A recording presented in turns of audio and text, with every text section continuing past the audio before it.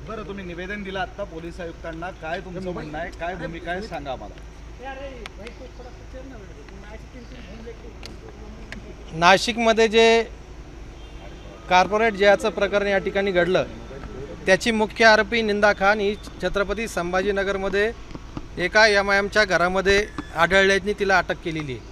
खऱ्या अर्थानं एवढ्या गंभीर गुन्ह्यामध्ये फरार असलेली आरोपी 40 दिवस भेटत नाही आणि ती आपल्या संभाजीनगरमध्ये एका नगरसेवकाच्या घरामध्ये भेटते.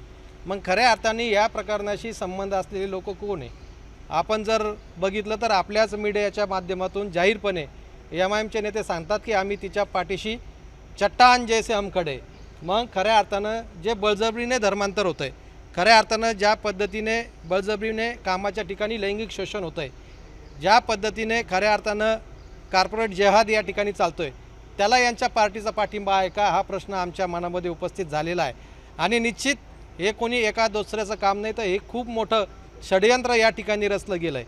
आमची दुसरी आरोप असा आहे की आपल्या जिल्ह्यामधून अनेक मुली, अल्पवयीन मुली, त्याच्यानंतर महिला अजूनही बेपत्ता आहे.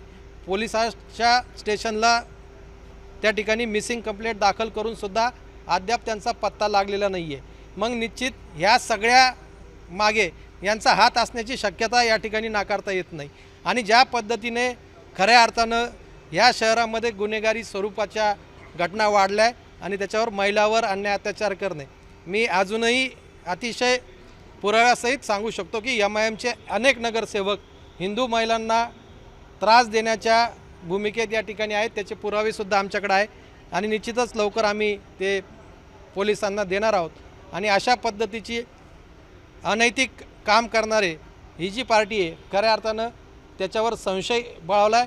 त्यामुळे कलम 120B म्हणजे षडयंत्र रचणे, कट रचणे हे दाखल करून MIMचे जे काही संबंधित लोक या घटनेशी जोडलेले असतील त्या सगळ्यांना चौकशी करावी, त्यांना अटक करावी, अशा पद्धतीची मागणी आज शिवसेना पक्षातर्फे माननीय पोलीस आयुक्तांना या ठिकाणी करण्यात आलेली.